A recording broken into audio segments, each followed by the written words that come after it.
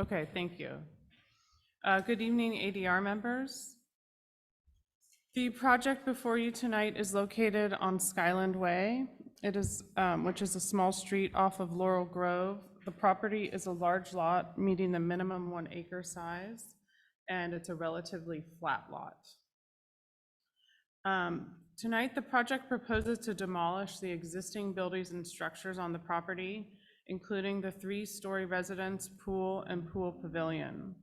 The existing landscape, including driveway and hardscapes, patios are also proposed to be demolished.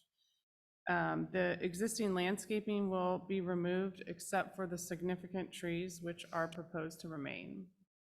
The project proposes to construct a new single-family residence, 2 detached garages, and a new detached accessory dwelling unit, or ADU. The ADU is not subject to design review. It is subject to ministerial approval. The new 6,033 square foot primary residence would be 29 feet 3 inches tall and 2 stories. A 735 square foot detached garage is proposed, and a 525 square foot single car garage is proposed at the rear of the property. There are 2 access driveways on the property: the main entrance on Skyland Way and a secondary access on a utility and driveway easement at the rear of the property. The primary exterior materials include shake siding painted Benjamin Moore Rockport gray. Stone cladding is proposed for the lower portion of the home, the chimneys, and the rear left section of the home at the family room. Windows are proposed in metal and wood and either painted to match the siding or black. Doors are proposed in wood and painted Benjamin Moore Narragansett green. The roof is proposed in standing seam metal and shake. I would like to point out that in the notice that was mailed out, it indicated that there were 2 variances required. However, only 1 variance is required. And that is required for the larger garage at the front of the property to encroach into the side yard setback. So the garage at the rear does not, it meets the code standard to be more than 10 feet from that rear property line. So that was a mistake in the notice. And I have received 2 emails in support of this project. And tonight, I'm requesting that you discuss the merits of the project and provide a formal recommendation to the town council. And I'm available for questions if you have any. Thanks. Would the owner and/or design team like to make a presentation? Yes.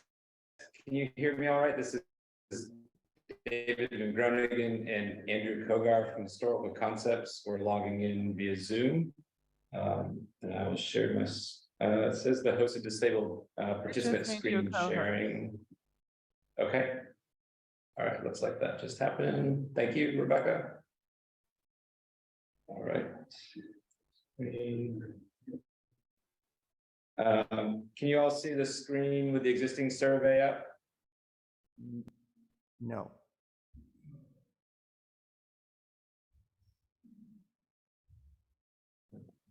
Let's see my preview. Now we see it. Yeah, there we go. Okay, there might just be a lag. We seem to have had a little bit of a delay on some things, so I'll try to speak slowly enough and not race along too quickly. First, thank you all to the members of the ADR for listening to us again. I think it's our 3rd time speaking with you all. It's been a while, and we appreciate your time and previous comments, as it's been helpful getting us to this point. I think Rebecca summarized the high-level program changes and the general kind of programmatic elements. So I won't go into those in too much detail, but I did want to quickly kind of walk through some of the changes from our last presentation and where we are at today. So from a site plan standpoint, the biggest change was we previously had the 2-car garage at kind of the north side of the site. I don't know if you can see my hand about where the text is. We chose to locate that to work with some of the side yard setback constraints and grading, as well as to remove some extra programming in previously contemplated guest house for cost reasons. But also from a design standpoint, we felt like that the garage was kind of dominating the view of the driveway, which I think we saw in the front perspective. And we really wanted to pull that off to the side to tuck it in behind the oak trees on that right side, so that the front door and kind of the core of the house really take center stage. We felt like that was a better gesture to the community and the neighborhood as a whole. With that, then jumping back into the program, as Rebecca said, we have a detached 2-car garage at the front. We have the core, kind of the 2-story house in the center. As you can see, it's generally located in the same vicinity as the existing house, although it is scaled down significantly and broken down with kind of 1-story wings so that we capture more natural light and breezes from the site. At the rear of the property, then there's a pool that leads towards the ADU, along with a proposed 1-car garage here to create kind of a private motor court, which we felt like was an appropriate private entry to the ADU off of the access easement from Laurel Grove, providing kind of a secondary private entrance to the ADU that was separate from the main family entrance off of Skyland Way. So from a site standpoint, those were our primary adjustments. If we have any questions on data, I can come back to those. Here you can kind of see the site perspective, the site, full site elevation, where we can see the 2-car garage on the right-hand side relative to the proposed new house, and then the ADU and the 1-car garage at the back. As you can see, primarily a 1-story mass with just the 2-story portion in the center. And again, that was meant to address really the neighbors and the sight lines, the neighbors to the north and the south. Trying to make those wings and the areas along the edges and the perimeters kind of low as possible to minimize the impact and provide as much privacy to and from the neighboring sites. And then building up the core of the house in the center, we thought that was the most appropriate place to do so. And if you go back really quick, on the left side of that elevation, you can see just how much that garage would be built and nestled into the hill. And I think that's important when you're weighing where that back of the garage wall is relative to the property line, because it really is making it much less noticeable from where we had it previously, where it was on the high side of the hill. Here it goes to the low side of the hill. Correct. And so while the statement about it being a relatively flat site is true on the longitudinal section, across the short length of the lot, there is a decent amount of fall. So it looks like we're playing a little bit of lag with the Zoom, so apologies here. We'll wait until the elevation comparison page pulls up. Looks like it's loading. So here on the top, we have kind of the existing rear elevation with the existing site photo. And then down below, we have the proposed house. So you can see existing house is essentially a 3-story structure as experienced from the lawn. And we are trying to level out that lawn at a level that is more directly accessible to the main living level, which is important for the family and some of their distant family members for accessibility to and from the house and to those kind of outdoor rooms. And then we really want to kind of pull the roof line down and then use some dormers to provide a little bit of extra volume as opposed to a full 2-story mass. And then similarly facing kind of the left elevation to the north, instead of the large, really 2 kind of 3-story mass, which was probably the former front of the house, we really tried to subordinate that with a low, long roof line that parallels kind of the hedgerow and the perimeter screening to the 2 properties to the south, with windows that open up to an access easement fin along that side. But really, this is meant to be a private side of the house that doesn't really get exposed or experienced from the neighbors. I'm We sorry, don't need to- quick question. Can you go back Yes, to go the ahead. first slide you were showing? The site plan? Yes.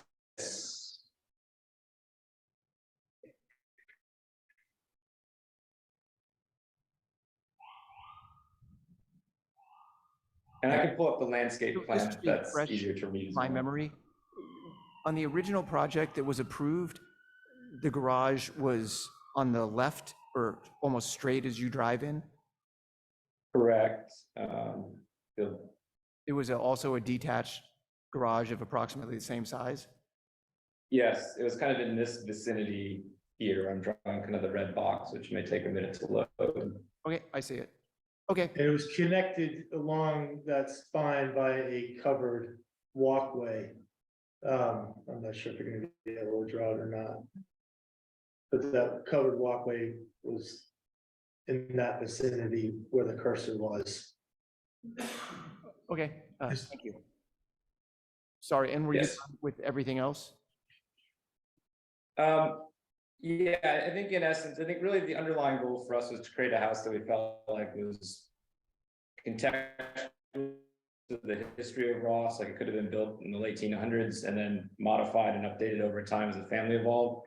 And our goal is to provide something that works well for the family today and in the future, but also hopefully is a good addition to the community of Ross and to its neighbors for a long time. So I think that's what kind of influenced a lot of our traditional detailing on the elevations in terms of materials, massing, and character. And then I think the changes that have evolved since you all have seen it last are even in more keeping with being good neighbors and being respectful of sight lines on both sides as well as from the street. Okay, thank you. Do any other ADR members have any questions? I just have a couple questions. What is the height of the two-car garage? And then just curious why the roof is asymmetrical for that garage. And then the other question was just around the generator. It looks like it's not in the setback zone, but I just was curious if you just cover that too. Thank you. Sure. Confirming that the generator is not in the setback zone. The setback line is kind of angle, and we have a site wall. There's an existing arcing site wall and then a secondary one to manage the topography, and we are within kind of the quarter circle or the crescent here. The height of the garage, I will try to scroll to the correct page.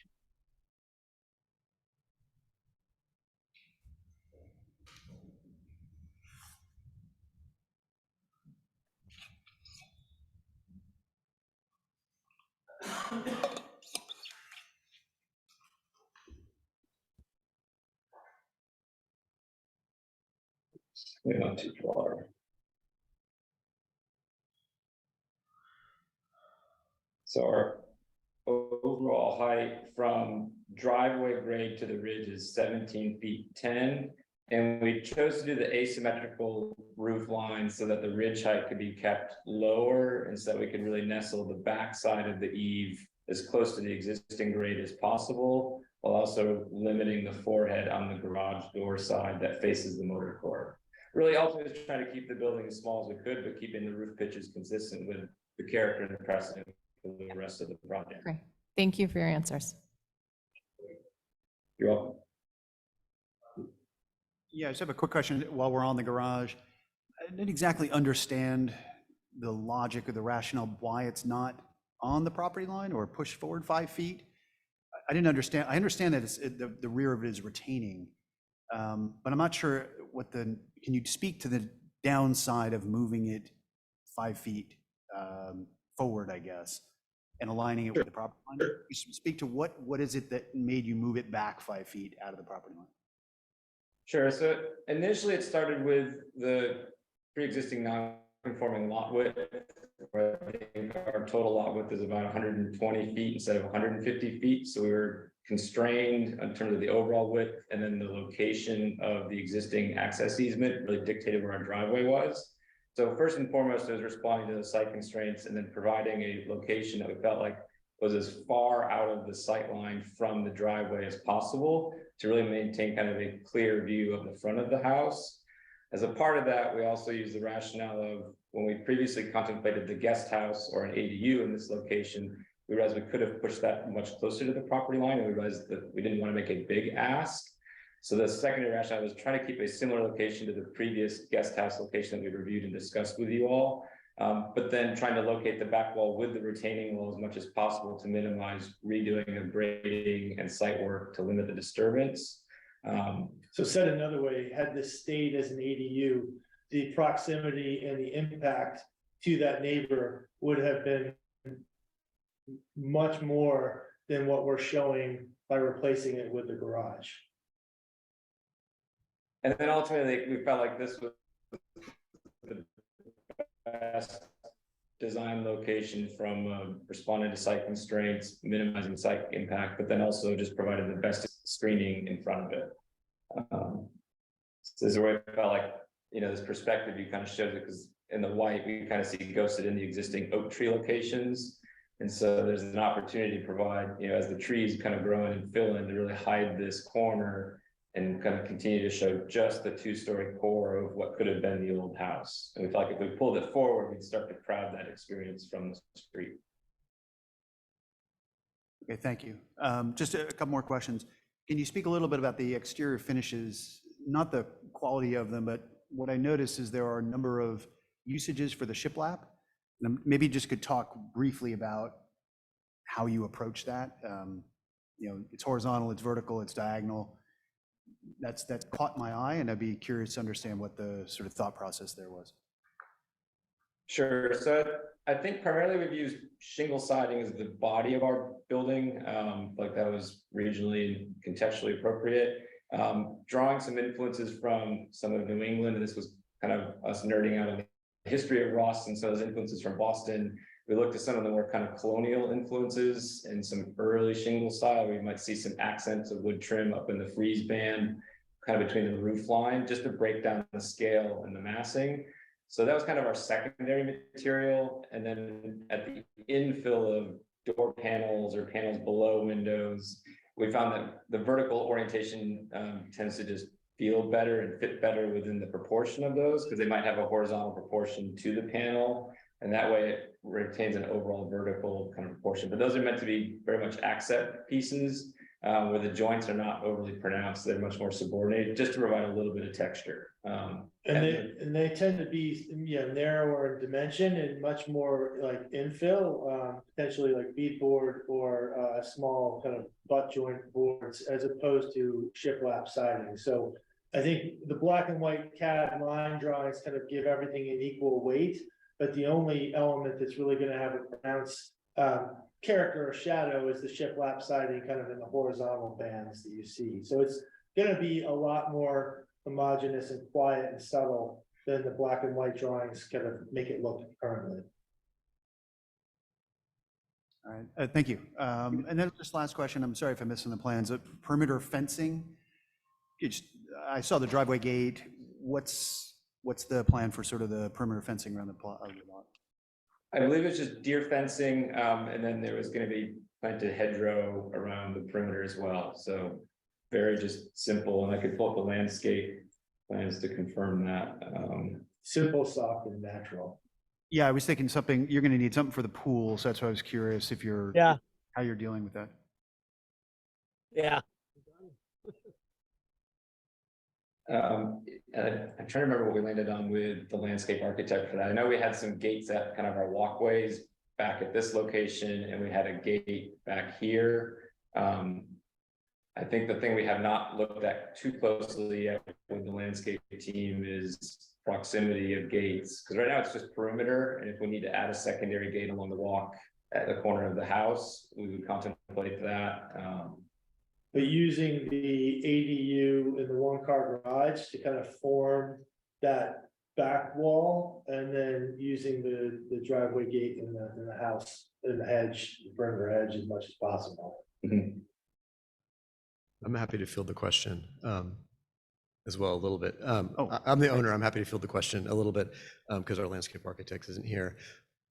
Most of the property today has a deer fence, and some of it's still in fine shape. Any place where it needs to be replaced, we'll replace it. On the pool side, like you're talking about, the property to the upper right, they have a pretty extensive laurel hedge already existing, and then we're going to plant laurel hedges on our side too. And in between there is a deer fence and will remain a deer fence. Got it. Yeah. Thank you. And I'm sorry, I have one last question. Sorry. Trust. Can you speak a little bit about the relationship? I know we're not really speaking about the ADU tonight, but the relationship of the ADU and the one-car garage. Can you just talk a little bit about the relationship between those two masses? They struck me as interesting, maybe an interesting choice. So I'd be interested to hear how you situated those and how you came up with the massing for those two roofs. That's a good question. I think the first thing that we were responding to, and if I can get my cursor, is there's an existing oak tree that is quite large here. So one of the early studies in working with the arborist was understanding kind of our drip line and our root line, which really set kind of the corner limitations of the 1-car garage, which is back in this corner. Person wondering a little bit. So that dictated kind of the extent of it. And then the placement of that was rotated so that the garage door was as close to the property line as possible to stay as much out of the sight line of that gate and access easement as possible. And then closely related to the back of the ADU, because we did not want the 1-car garage to dominate the view shed or the experience from the main house. We really wanted to kind of go away and tuck in behind the ADU. So that really, if you're at the house, what you saw was the lawn, a pool, an ADU, and then the tree canopy. And then just trying not to have all the roof lines facing the same direction. So the goal was a series of old utilitarian buildings that might have been on site at one point and then have their use modified. And then also taking advantage of the topography, because what doesn't show here is the way that the road continues to kind of rise. In relation to the kind of south corner or the bottom right corner of the property. Because of this one. Right, and so then taking advantage of the existing easement entrance and trying to minimize the amount of impervious surface that we would need to access that 1-car garage. Thank you.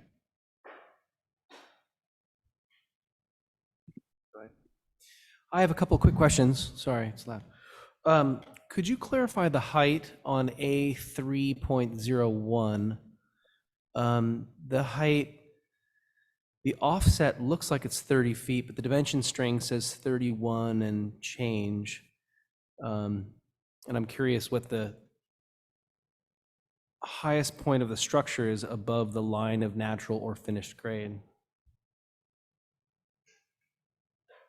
Make sure I'm understanding correctly. So you're referencing, oops. The offset line is a great visual tool there. Mhm. And is that 30 feet offset? So that is offset 30 feet from the existing grade contours, yes. You get a margarita. Oh, really? There's some in And the as we back. follow- Go ahead, say again, please. Sorry, we're catching some feedback, I think, from somewhere else.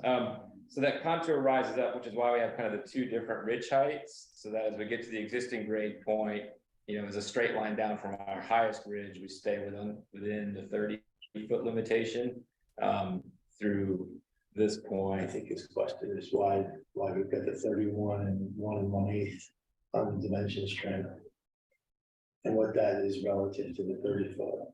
I think that is relative to the lowest point of grade at this edge. And so if we want to clarify, we could take a building height to this mass and to this mass and to this mass At each at each one of those points on the overall. Yes, Correct. understand. Great. I just wanted to understand if the dash line was a 30-foot offset, which it sounds like it is. It is, yes. Yeah.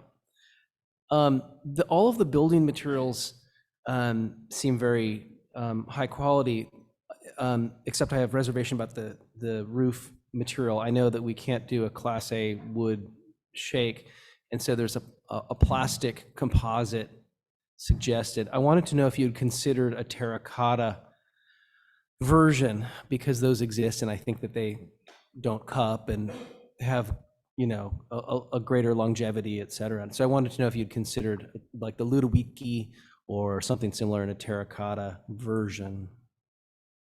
We did have some early conversations about that and then did not pursue it extensively because of feedback on initial just material cost. We did talk about life cycle cost and quality, but there's life cycle cost and then there are just upfront material costs, but then also the added weight and the structural impacts and the cost there. It really came down to a cost decision, I think was the Binoc? ultimate choice. And we had some good experience with Brava on other Binoc? projects out in Utah. I'm not sure where down they in are. Montecito, so we felt comfortable pursuing that as an option. I think we tend to be somewhat snobby on the materials that we use, tending to prefer the natural materials versus synthetic. But this Brava product is actually exceptional in terms of looking like a natural product. And to David's point, the success that we've had in two very high visibility, high quality areas in Montecito and outside of Salt Lake City and Park City, Utah, have really excited us about this project. So while cost was a factor, we feel that this is an aesthetic equal to what you would see out of a Lugaluzzi product, which we use quite often on the projects. Thank you. Yeah, it was on site to touch and feel, so we saw it. Thank you. Mhm. That's all the questions I had. Any more ADR questions? Okay, I'd like to open it up to the public. If any members in the audience here or on Zoom have any questions or comments, now is your time to raise your hand. I don't Okay. see anybody on Zoom. Thanks, Rebecca. Okay, I'll bring it back to the ADR now for our recommendations to the town council. Mark, would you like to go first? Sure. Yeah, we've seen this a couple times, so this is not, net new to us. I don't have any real concerns with the project. I think that there are a couple spots where I would watch the transition of that shiplap siding into the cedar shake, where I think it could be just unnecessary or coplanar, which might actually not look that great in certain instances. But I appreciate your explanation on why you chose that. I will admit, I think the ADU and the one-car garage relationship is a little strange, but that's really your choice. That we don't have any purview over what the ADU looks like or where it is. I just think that I would study those two masses very closely and try to do as many perspectives and be in that space, not only the court in front of the garage, but also in the space that's created behind the two masses. I think that'd be important for you to feel comfortable with. And you may already have done that, but it struck me as a little bit unusual with the roof forms and the slip adjacencies. I think that I guess I don't totally follow. I understand your logic behind putting the garage in the setback. I'm not sure that makes a ton of sense to me. For a lot this size with a brand new set of construction, I think there are probably other ways you could slice that to move that out of the setback and not require any variances. I think one of our comments when we saw this project in the two previous schematic design stages was, as a brand new home, we get the additional square footage that you're looking for that is significantly less than what is already there. You're improving a lot of nonconformities, but don't ask for any variances. Don't ask for a height variance, don't ask for a side yard, rear yard, front yard setback variance, because you're working from a pretty blank slate with a large lot that's not prohibitively steep. So my recommendation would be get the garage out of the setback and move forward. That'd be my only suggestion, I think, with this project. Otherwise, I think it's really beautiful. I think it'll add to the town character. It's got a great set of materials and form and mass. All things are positive. But I get why that garage is there. I would say just move it out of setback. This would be my only recommendation. Thanks, Mark. Stephen, Laura? So I think it's a really beautifully designed project. I like the move of bringing the pool closer to the house, especially when I was there. The neighbor has a pool right there, like the property right there, so it's not at all imposing on anyone at that location.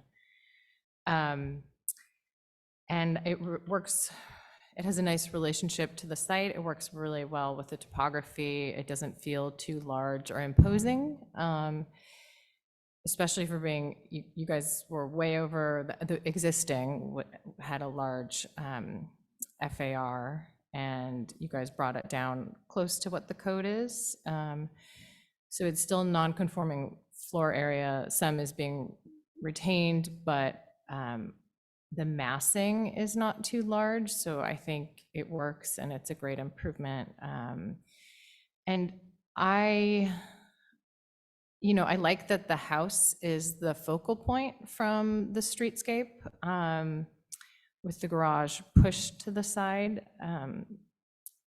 But I don't know that it would ruin it by bringing it a few feet in to avoid the variance request. Let me see if I have anything else. Yeah, no, I think those were my thoughts, but generally I like the project, so thank you. Thanks, Laura. Stephen? Overwhelmingly, I think it's a fabulous design and easy to approve. I think it's really great. I can't see the hardship for the garage variant, so I agree with my colleagues that it should be moved into the buildable area.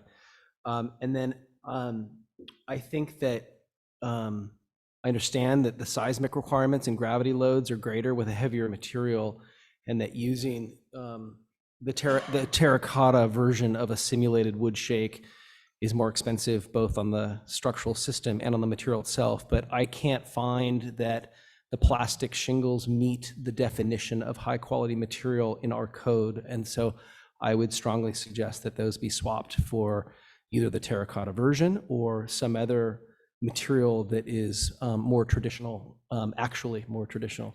But with that change, I think it's a lovely project, and I'm excited to recommend its approval to the council.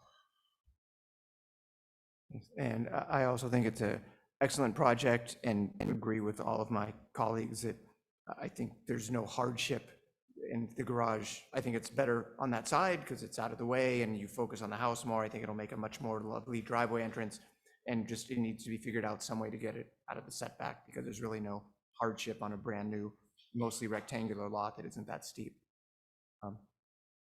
Thank you. Thank you all. Thank you.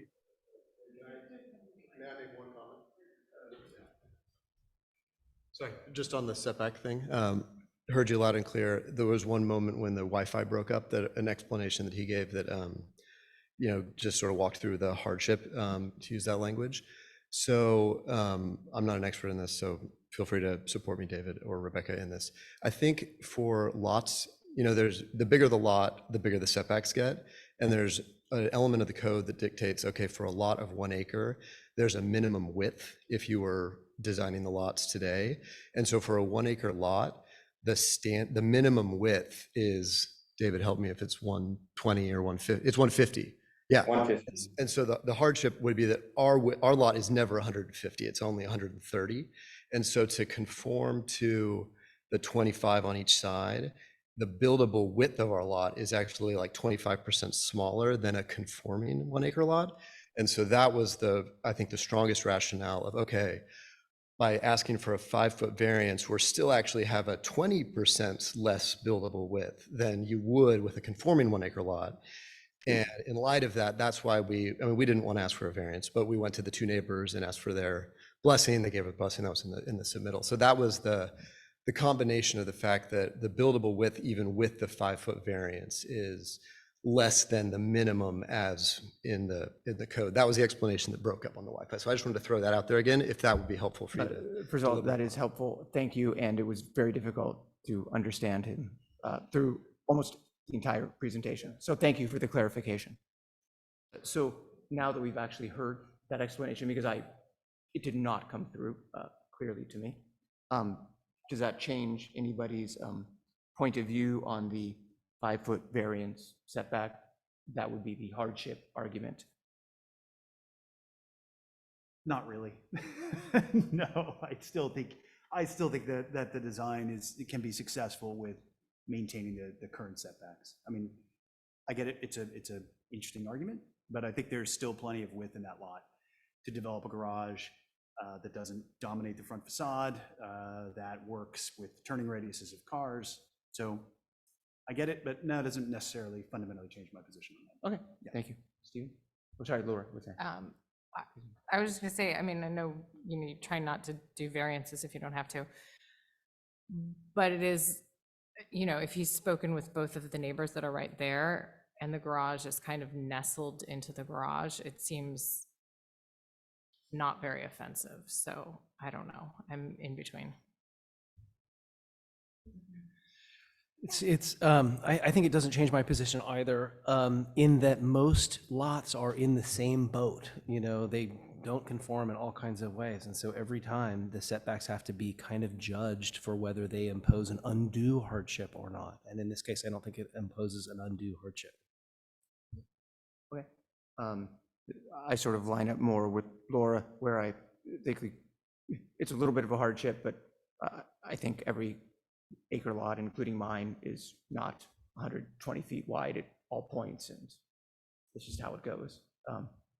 So yeah, it doesn't seem like a hardship. I think it could be, or significant hardship. It seems like it could be rearranged. I think the term was a self-imposed hardship by the location, but I do think it's better on that side of the driveway. Okay, thank you. Now we will move on to 7 Willow Hill Road. The town can present the project. I'm looking forward to not driving up there anymore. I think we should prohibit new projects up that road. Good evening, ADR members. The applicant at 7 Willow Hill is requesting approval for a design review, a hillside lot permit, and a variance. The project proposes to renovate the front and rear yard. The scope of work in the front yard includes replacing the existing concrete driveway with concrete pavers, also replacing the existing stone entry walkway with new stone. The rear yard proposes new structures, which include a new pool, a spa, a pool equipment structure, and a custom outdoor kitchen. New concrete walls will replace existing rock walls. All structures are in the side and rear yard setback. Due to the irregularly shaped lot, therefore, it would require a variance. Staff received 1 email in support of the project from the neighbor at 22 Chestnut Avenue. Staff requests that the ADR group discuss the merits of the project and provide a formal recommendation to Town Council. Thank you. Thank you. Would the owners and/or their design team like to present? Brad, looks like you're ready to go. Are you the main presenter here, Brad? Yeah, I think Scott is on, or Scott and Aaron are on, and they had an event in Ross this evening at the school, but Hey, Brad, they're I'm either here. in. I'm here, and Aaron's at home taking care of the kids. So first, Oh, here's Scott, yeah. I'll give a few remarks and just want to thank the committee for your time and consideration today. This is our first time in front of the ADR. Sorry we didn't have Joey here with us. I think she mentioned she was a neighbor on the hill, had been for many years, and has survived the road. So many of us continue to contend with that, but I can understand it gives you white knuckles at times. So just a few things that we'd like to say. We acquired the property in 2019. My wife Erin and I lived there with our 4 kids. We added a baby recently, and when we bought the home, it was always our vision that we would be able to take advantage of what we think is a beautiful and unique space within Ross on this really private hill, which enjoys really dramatic trees and landscapes, as well as quiet and serenity, which we enjoy along with our neighbors, and we want to preserve that, importantly, as part of this project. The vision for this project was really brought to life by Brad, so I want to thank Brad at Imprints for all the work that they've done to help us kind of address and work through this process. Rebecca and Alex for their guidance as well. But really, 2 points here to make. One, we've gone through a lot of development on 7 Willow Hill, or on Willow Hill Road. I think we're one of the last properties to effectively go through this type of work. And we have the agreement of all my immediate neighbors that there are no issues with what we've been proposing to do. We've been keeping them informed over the last 6 months and have been updating them accordingly. Our more immediate neighbors on Chestnut, where the pool will have more of a proximity to their kind of backyard areas. Each of those neighbors have pools, by the way, but they've been very collaborative, very cooperative, and have made a number of recommendations that we've incorporated into our final design and project. So we do believe we have all the approvals and support of the neighbors. Lastly, I know that as you went through your tour of the property, you noted that a tree had fallen back in mid-March. We had, through one of the cyclone bomb storms, a 200-foot redwood tree split in 2 and fell on our back deck, hitting the back of the house and destroying the deck, essentially. So we have been working with structural engineers and architects to redesign the deck, bring it up to code in terms of fire safety, railing conforming with the existing code, and making that deck and area safer. as well as fire resistance. So that is something we're now in the process of working through with our insurance company, and the work is scheduled to kick off in mid-June. So as we think about our project timeline, having the timeline of that unfortunate incident and the kind of the remediation of that align with our pool project to have it done this year would mean not having to take us and our neighbors through it over multiple seasons, and it would be most efficient, most cost effective, and we think most least disruptive to us and our neighbors. So just a consideration for you and the committee, timing is important. Brad, I'll kick it over to you and see if you have any other comments. Thank you. Hi, everybody. Thank you for hearing us tonight. Real quick, I just want to go through the front yard really briefly. The main thing on the front yard is we're just going to remove the very large concrete driveway and replace that with permeable paving. So we're going to have a net decrease in impervious surface on this project, and then just update the stone materials and just kind of give the front yard a facelift. Obviously, the rear yard is where we're proposing the bulk of our work, and we explored different options for the pool location and settled on this, as hopefully you have all been to the site, but it's a pretty extremely steep site with lots of large redwood trees and not a lot of sun. And the location of the pool took advantage of the most sunny area and allowed for access around the pool and the least amount of soil removal from the site. Kind of takes this void area and put pool in that location. As Scott said, we worked extensively with the neighbor below on pool equipment, especially. And at one point, we had the pool equipment located below the wood deck in a soundproof room, and the neighbor and Scott, no one was real comfortable with that just because of the exhaust issues and CO2. And so after numerous different design ideas and locations, we have located the pool equipment off the patio at the rear part of the pool. On L 1.2 is just a real brief diagram of the setbacks and why we need a variance. And this is obviously a hillside lot. And when we get into what would be a buildable area on this property, it's about 100 square feet of land. So next sheet, it's on L 1.2. There it is right there. So the red area is the conforming area of this property. So obviously nothing was built that conformed to any setbacks, and nothing could be built. This would be an unbuildable property. So, you know, that's why we're proposing the pool where it is, and the pool equipment is located for lots of neighbor outreach and input from the neighbor. And we will sound barrier the pool equipment and vent it away from the property and have it be as least impactful as possible.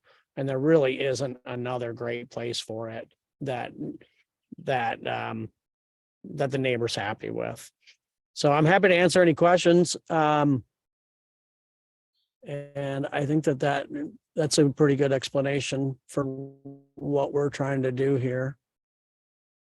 Right. Thanks, Brad. Are there any questions? Just one, sorry. So there's like a door to the space below the decking. That's where the pool equipment was going to go. Is that still going to be storage space?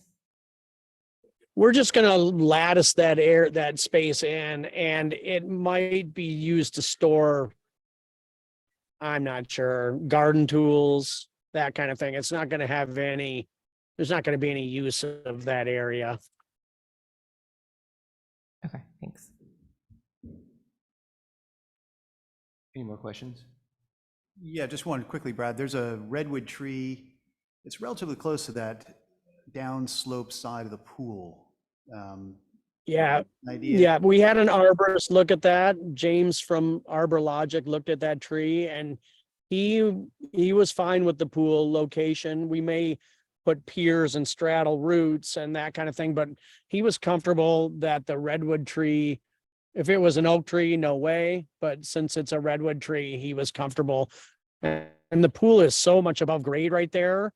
Well, not so much, but we're not really gonna be digging into the soil at that point because of the way that the hillside slopes off.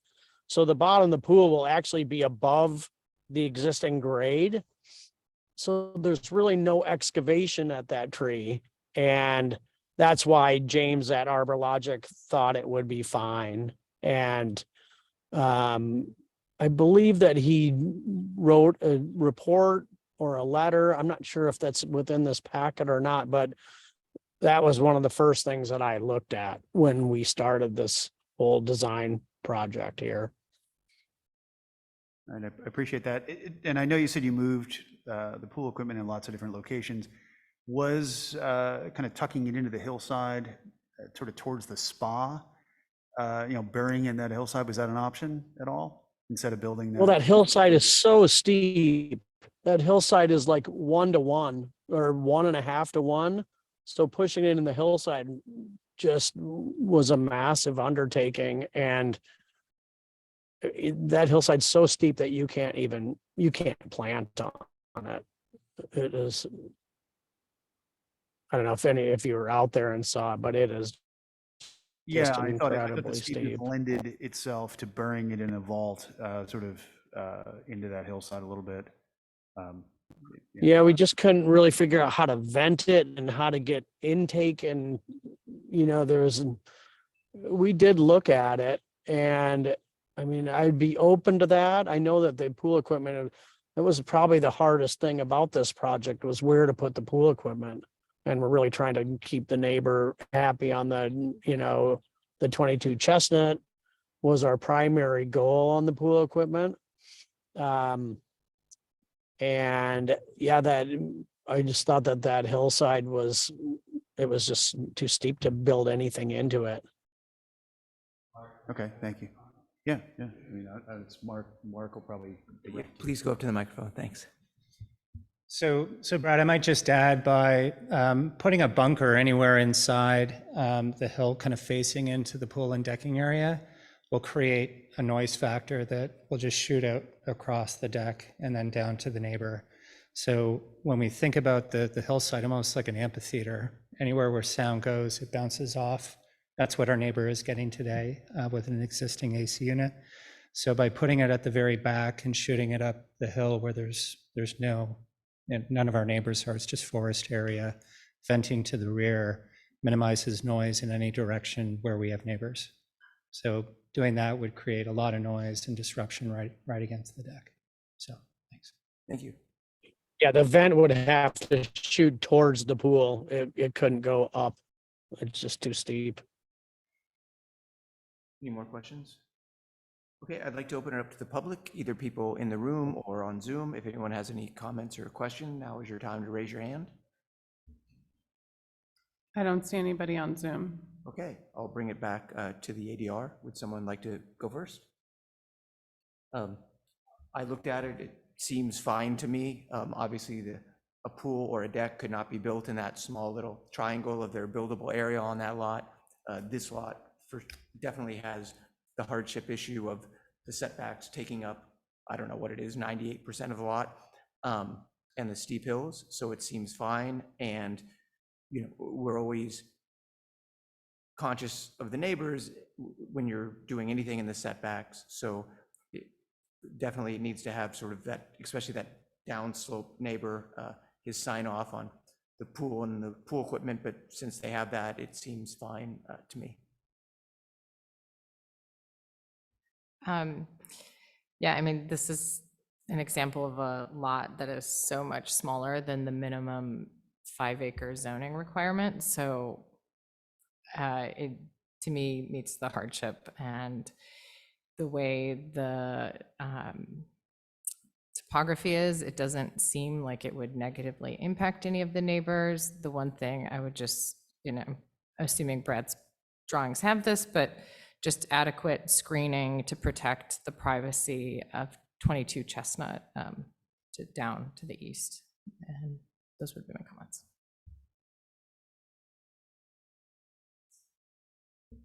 I agree. I think that in this case, the hardship can be found, and because it doesn't threaten the surrounding neighbors from a privacy or acoustic standpoint, that it's an example where it's okay to recommend approval of this in the setbacks like that.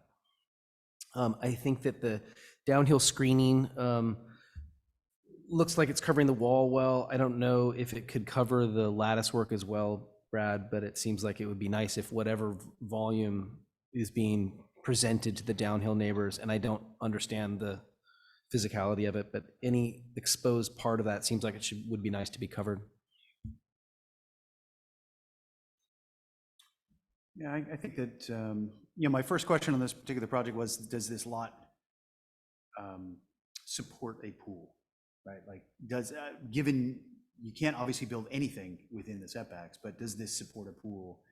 I think given the comments that my colleagues have made, I think we can support it.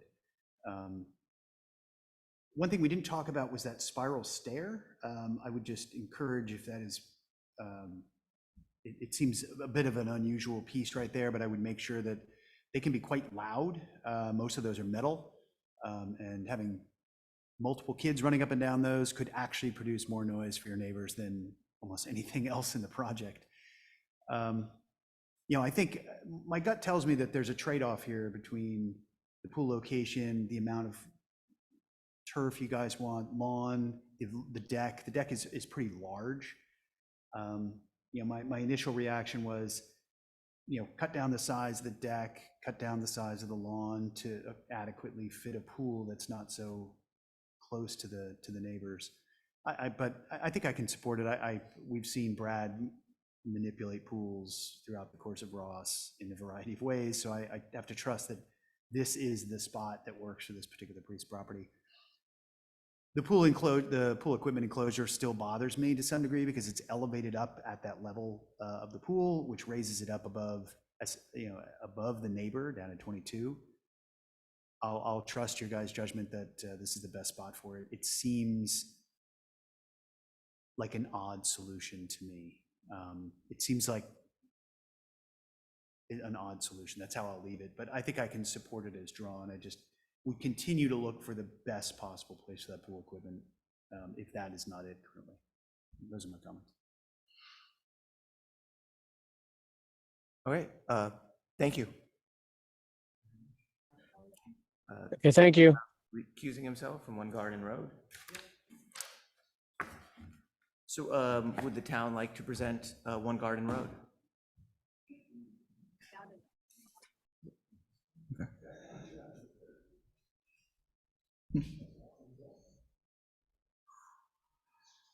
Okay. Good evening, ADR members.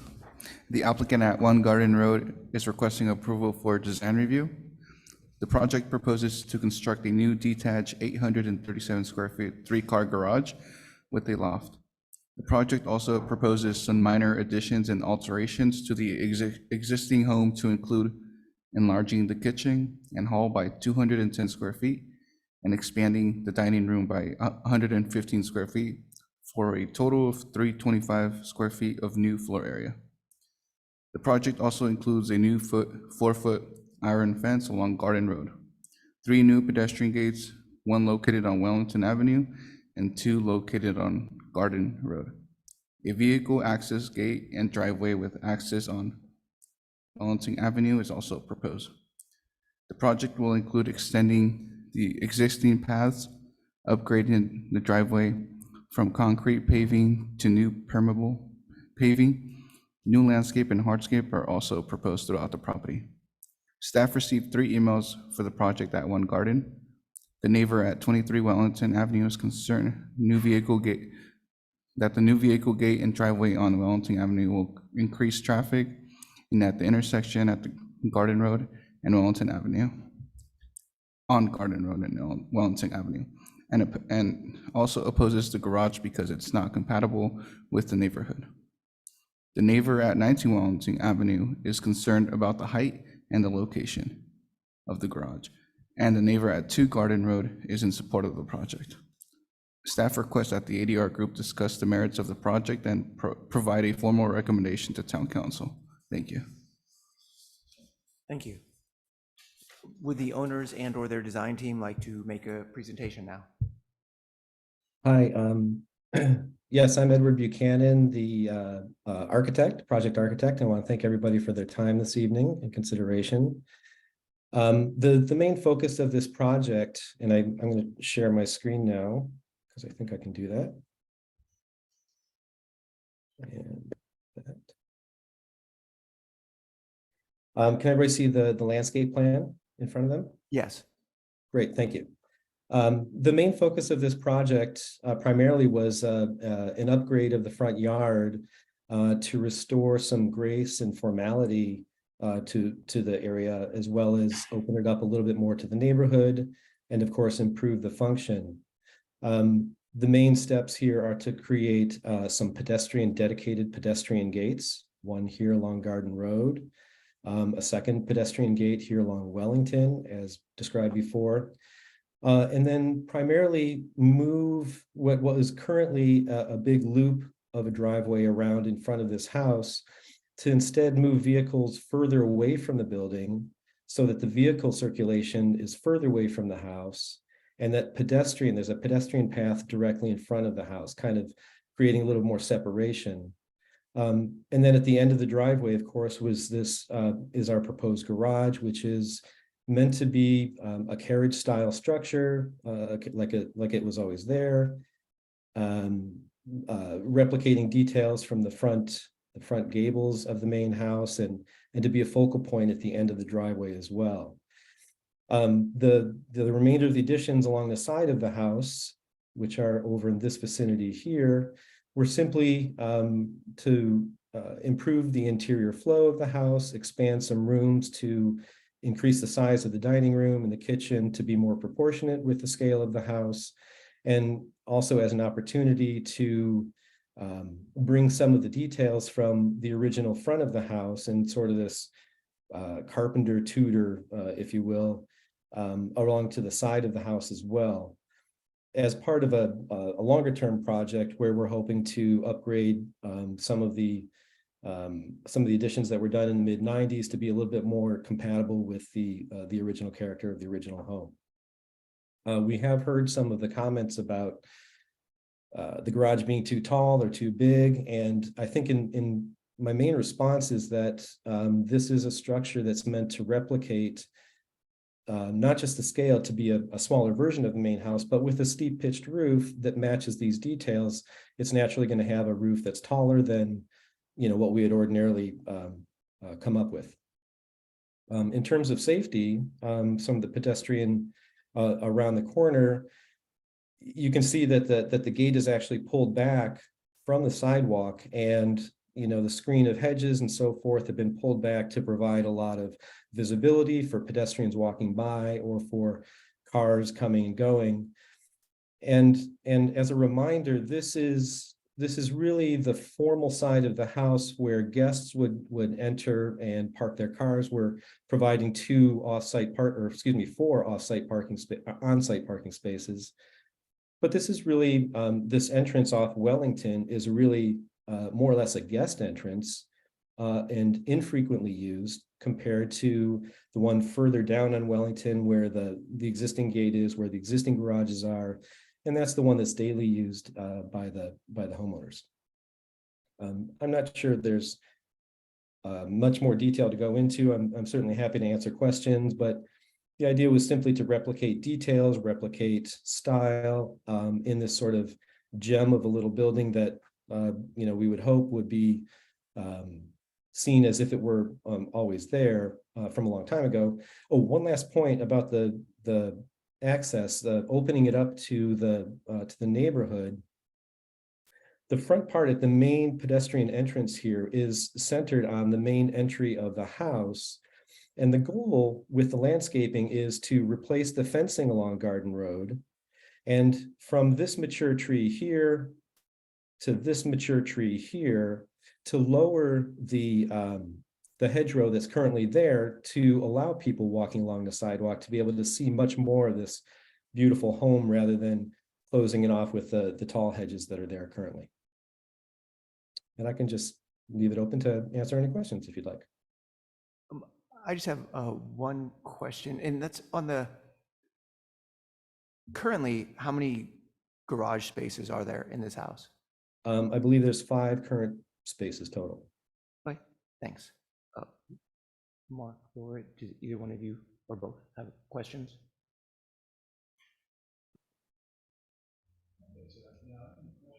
Okay. Laura? Yeah, I guess 2 questions, well, 3. Just the first, it's like a very prominent corner thoroughfare for the neighborhood. And so I just curious why that location was selected for the very tall garage. So we can start with that. It was sort of being able to take advantage of, it was a combination really that started with the vehicular, as I mentioned, bringing vehicles away from the house and then having a place that for parking cars that created both a focal point as well as a focal point as well as something that seemed like it would be part of the original home. And taking advantage of where most of the paving was on the house currently without having to, I mean, it's obviously a very large lot. Moving it to a different location would have been using up more pervious surface and paving, and this seemed to be taking advantage of where we had the driveway already. Okay, because basically tucking it like to the right when you first pull in, that puts you too close to that little drainage That's right. area, right? Yeah, there's a seasonal drainage swale to the right. to the Okay, south. and then the rear just already has all the parking. Has a lot of parking there and also has a very dense redwood grove, and we didn't want to disturb that as well. Much further uphill, way up into the hill. Okay. And then I guess my other 2 questions are just on the elevations. So one is on the garage elevation facing west, just related to privacy for the neighbors across the street. Yeah, here we go. So, right, there's 3 windows facing west. Just, I guess, perhaps it's just a storage space up above in the loft area. I'm just curious what that is used for, just because there's a house right there that. Yes, definitely. It's definitely only storage. The ceiling height inside is actually pretty low. And so to actually put like a conforming stair, 3 feet wide, et cetera, just would have eaten up an entire garage bay. So it really is, let's see here. It really is storage. There's just not enough room to really take advantage of it. It's not, this is 4'6" here. It's maybe about 6 feet at here. And that's really all it's used for. Okay, and then, sorry, my last question, just the elevation with the addition. Oh, yeah. Just the vestibule window, I looked at the plan, so it wasn't clear to me just why that was not centered on that volume. Good question. Let me look at that.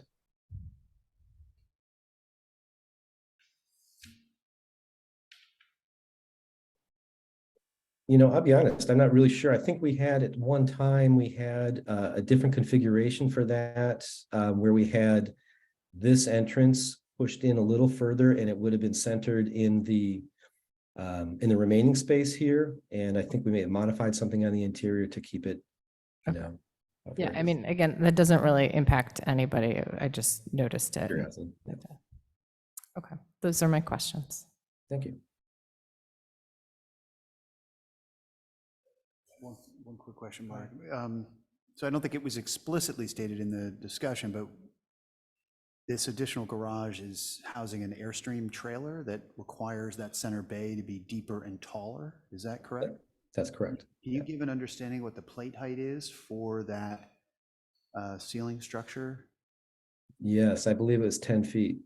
I can go back to the section there to confirm that for you.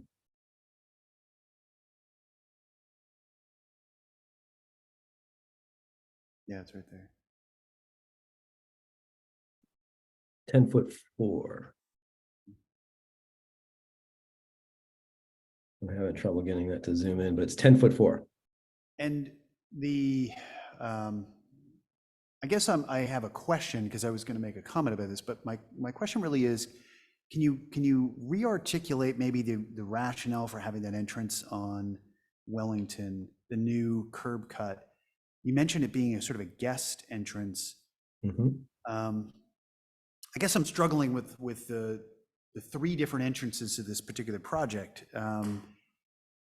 It's obviously not an entrance for the Airstream because that makes it an exceptionally difficult turning radius to try to get into your garage with that, Correct. that Airstream. So that's going to be coming in from the far side. Correct. What with the turnout, with the parking, all of that driveway access, I guess I'll just ask, is it really necessary to have another entrance on that side street when guests and owners and other folks can be coming through that existing entrance on what is the south side of the lot? I'm not sure I see the benefit of that curb cut. And I'm not even discussing the sort of safety issues brought up by the neighbors, but I just don't see the rationale for needing it. I believe, just explain to me why that seems to be something that this needs. I believe it was, I mean, the landscape architect might want to address this separately as well, but I believe the concept was that with the vehicle, the most easily accessible entrance is this one, the original one off Garden. And once it's this sort more or less a one-way sort of circulation path that, I mean, you're right, theoretically, somebody could do a sort of a T-turn here and then kind of come back that way. This seemed to be a convenient way to get a vehicle out without having to do that. And the landscape architect may have be able to shed some additional light on that if you'd like. Okay, and then one last question, the distance between the pullouts, the additional 4 parking spaces that go to the west, what's the distance to the property line on those? They seem awfully close, but I don't know what the dimension is. That's a good question. I don't have that in front of me. I want to say it's about 5 feet or so. Okay. And that doesn't require any special exceptions or anything like that? Okay, great, thank you. Any more ADR questions?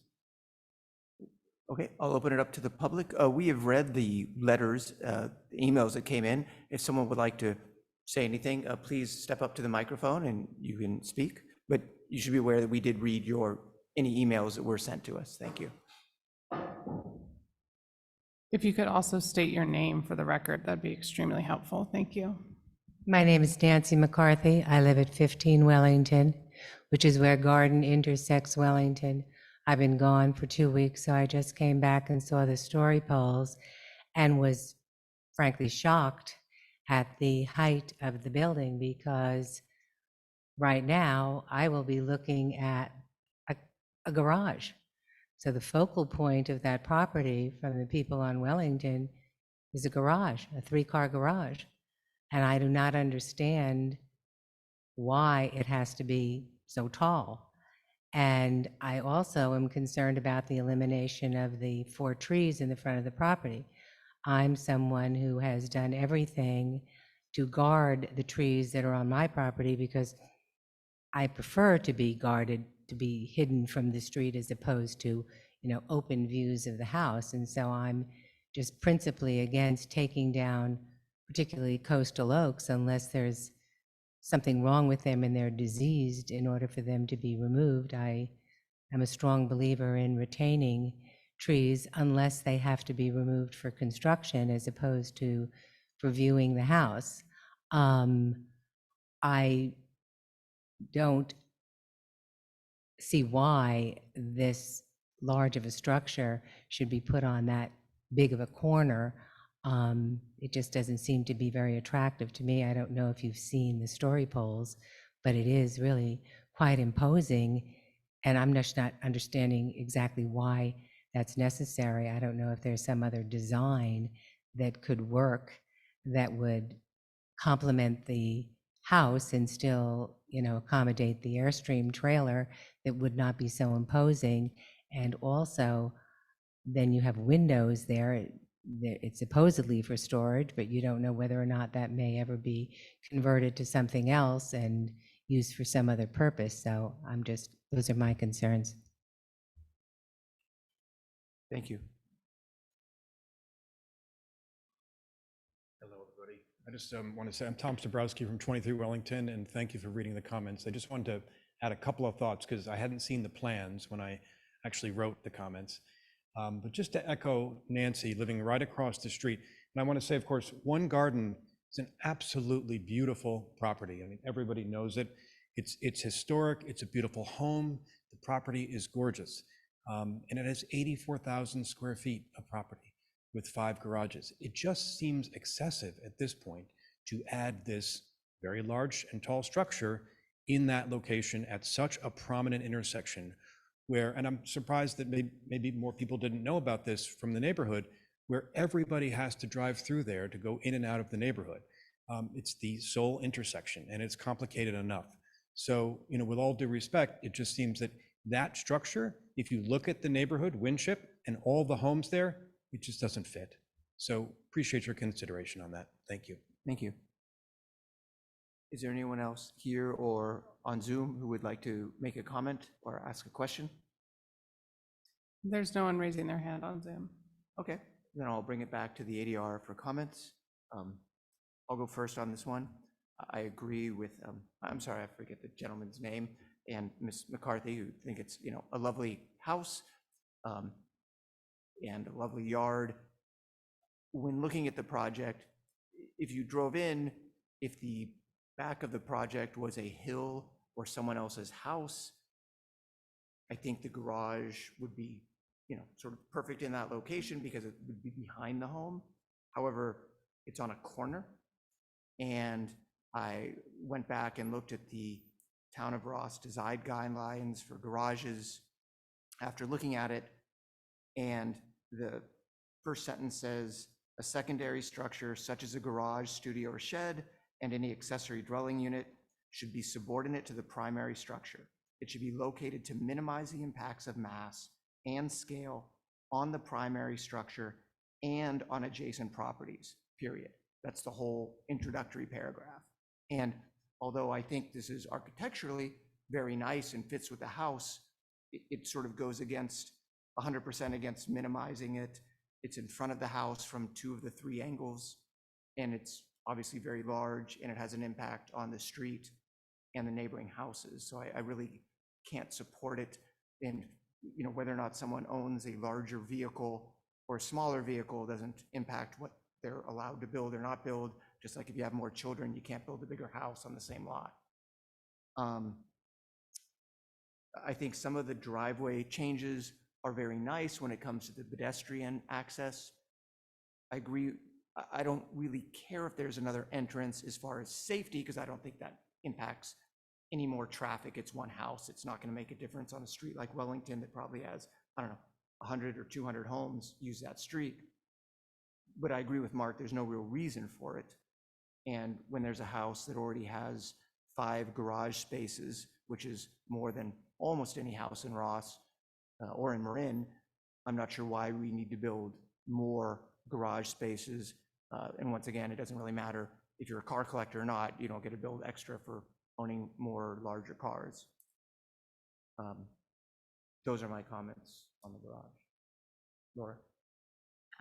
So I first will start with the addition to the main house. I support that with the one comment about the window. If you feel like centering it, great, but if not, that's okay too.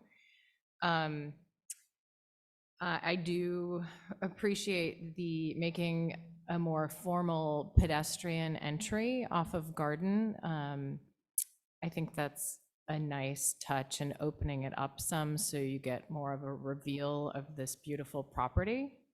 I think that will really improve in the neighborhood and be appreciated by the neighbors. A little bit of a question mark of that group of like 4 oaks that are getting removed, just in terms of privacy to those neighbors across Garden. So that was one thing that I noticed.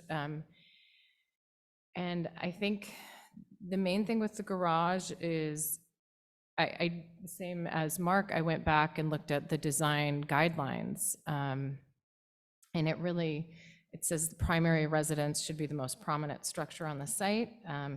Driveway and garages and parking areas should be minimized. Parking should be sited to minimize impact on adjacent properties. Front yards and side yards and corner lots should remain free from structures unless they will not visually detract from the public view. Yeah, I am struggling with how to be supportive of something that imposing at that location. Okay. Yeah, let's, like Laura, let's start with the main home. I think I can support the floor area, the additions, et cetera, on the main home. I would say that if we could scroll to the elevation that, I guess it would be the southern elevation, that'd be helpful.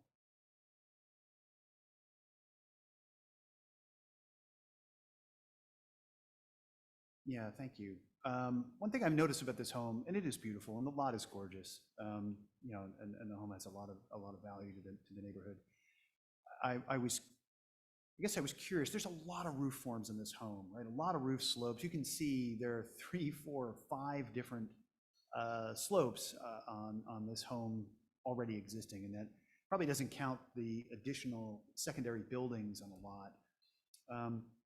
I guess the roof form on that little addition and that sort of octagonal room, I think it's a little bit of an odd choice, to be honest. I think it kind of detracts from the main entrance itself and draws the focal point of that elevation to that piece, which I'm not sure is as successful.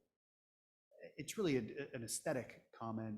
You can take it or leave it, but I think the choosing of a steep roof form on that particular element is not as successful as it could be. There are other elevations that have that sort of octagonal, hexagonal shape and have a less steep roof pitch on them, which might be more something to look towards as a little precedent from the home. So with that said, I think that could be massaged a little bit so it is not the focal point of this particular elevation.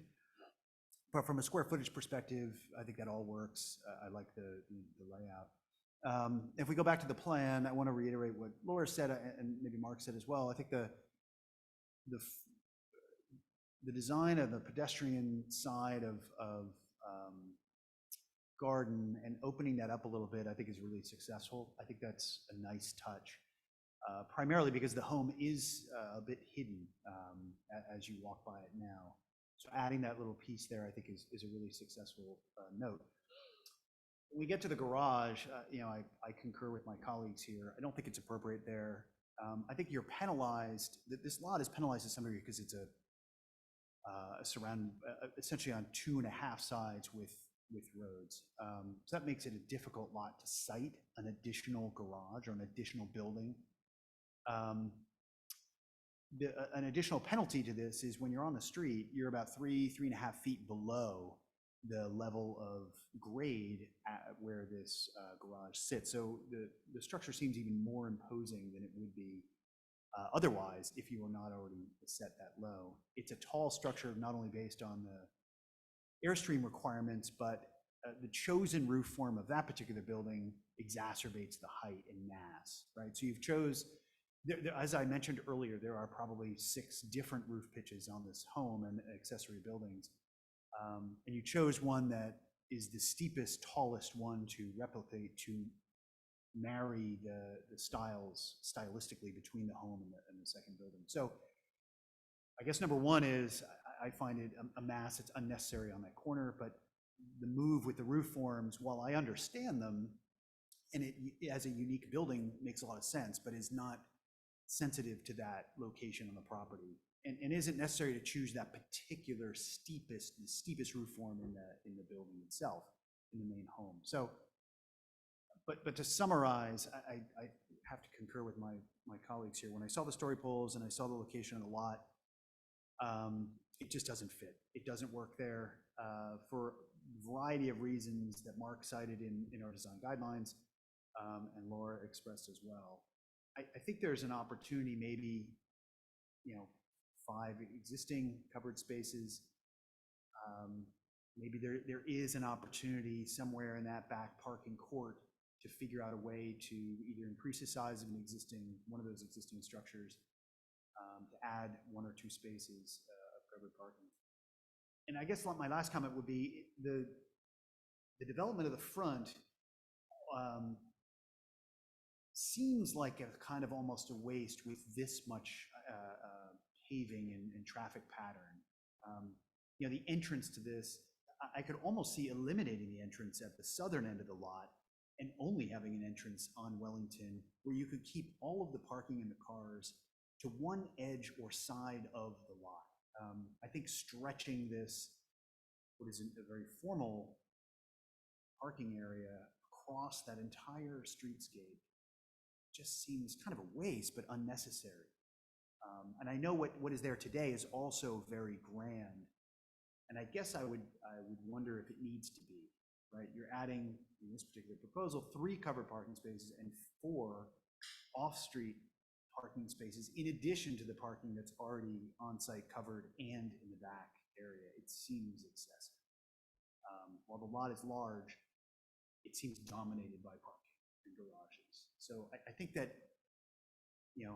the net of it is, I don't think that location is right for a structure of a significant size at all. But overall, the site development seems to be so car-oriented that it loses the value of what that site is. So I think those are. Can I actually, am I allowed to add 2 more thoughts? Well, one kind of touching on that, I think this is almost a little bit of a zoning issue because this is about 2-acre lot that's zoned for a 10,000 square foot lot. So even though they're below their 20% or whatever it is, it's still starting to feel pretty built up with a lot of accessory buildings, part due to that back area where there's the redwoods and part a little bit where the creek is, but it's kind of shoving it into this like front yard corner. And then the other thing I just wanted to comment on is I think the upgrade to the fence material would be much appreciated by the neighborhood. So I'm supportive of that. And then just let me add that I do agree with both my colleagues when it comes to the main house additions and supporting those. Okay, thank you. And we'll now move on to the next item.